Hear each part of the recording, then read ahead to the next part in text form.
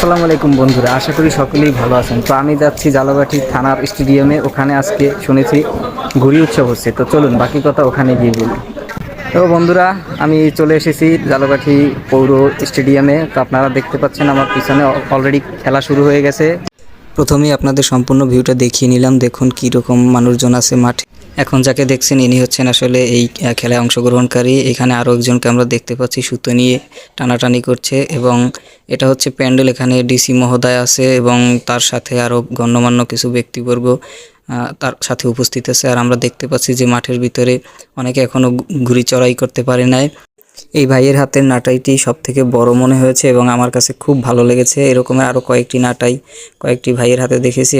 জালকাঠিতে প্রতি বছর এভাবে ঘুড়ি উৎসব পালন করা হয়, কিন্তু কখনো আমার আসা হয়নি। আজকে এই প্রথমবারের মতো আসছি। এতদিন শুধু শুনছি যে ঘুড়ি উৎসব হচ্ছে, কিন্তু আসা হয় নাই। তো আজকে চলেই আসলাম এবং উপভোগ করলাম। দেখলাম সবার মধ্যে একটা আনন্দ উল্লাস কাজ করতেছে।